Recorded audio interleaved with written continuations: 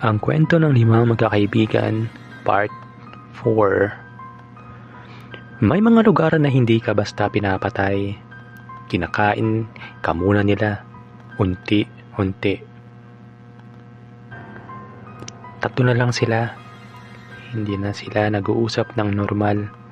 Wala nang biruan, wala nang plano. Si Ping ay tahimik, hawak pa rin ang camera kahit hindi na nagre-record. Si MC, pilit na matatag, pero nanginginig ang boses tuwing nagsasalita. Si Katima, tulala, parang may pinapakinggan na hindi nila naririnig. Iniwan nila ang katawan ni Gabang. Hindi dahil gusto nila, kundi dahil parang ayaw ng bundok na may binabalikan. Habang naglalakad sila, napansin ni Ping ang kakaiba. Hindi sila umaangat o bumababa. Pare-pareho ang itsura ng paligid. Pare-pareho ang mga puno. Pare-pareho ang dilim. Paikot-ikot tayo, bulong niya. Umiling si MC. Huwag mo yang sabihin. Pero totoo. Habang tumatagal, napansin ni Katima na parang may ritmo ang lupa. Kapag humihinto sila, humihinto rin.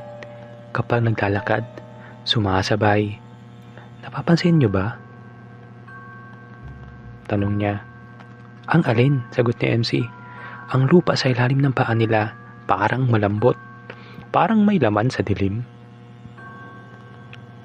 Biglang napaluhod si Ping nang gumalaw ang lupa. Hindi lindol, parang paghinga. Isang malalim na paghinga na sinundan ng tunog na parang maraming buto ang sabay-sabay na gumagalaw. Hindi na to bundok, babulong sa nasabi ni Katima. Buhay ito. Habang papasok sila sa mas makapal na bahagi ng gubat, napansin ni MC na nakatuon sa kanila ang mga puno. Hindi literal na gumagalaw, pero ramdam mong madireksyon ang presensya. Kapag lumingon si Ping, parang sumasabay ang dilim. Sa gilid ng paningin niya, may nakikita siyang hugis tao. Pero kapag tinitignan ng diretsyo, wala. MC, may nangyang tawag. Pakiramdam ko, minamasdan tayo. Hindi sumagot si MC dahil ramdam niya rin yung mga iyon. Pagdating ng gabi, nakita nila uli ang apoy. Mas malapit na ngayon. Hindi ito kumikislap tulad ng normal na apoy. Parang nakalutang. Sa paligid nito, may mga gamit. Lumang tent, sirang sapatos, mga kalansay na hindi buo. Camp to. Mga nauna sa atin. Lumapit si Katima at doon niya nakita may mga marka sa lupa. Hindi paa. Parang may hinila palabas mula sa loob ng bundok. Hindi na kinaya ni Katima.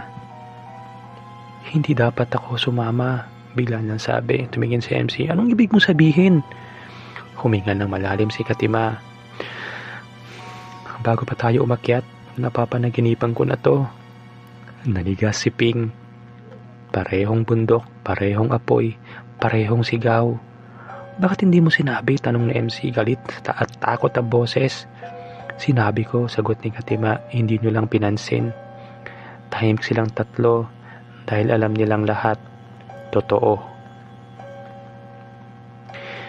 Biglang lumakas ang hangin.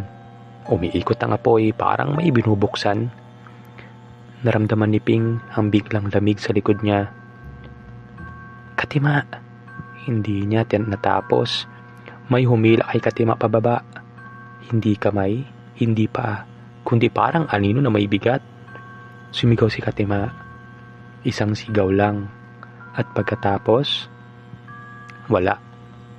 Biglang tumahimik ang paligid, masyadong tahimik. Si Ping at si MC na lang. Dalawa. Magkaharap sila, nanginginig, hindi alam kung saan tatakbo. Hindi na tayo makakaalis, may nasabi ni MC. Sa lupa, unti-unti naglaho ang bakas ni Katima. Parang inihigop ng lupa.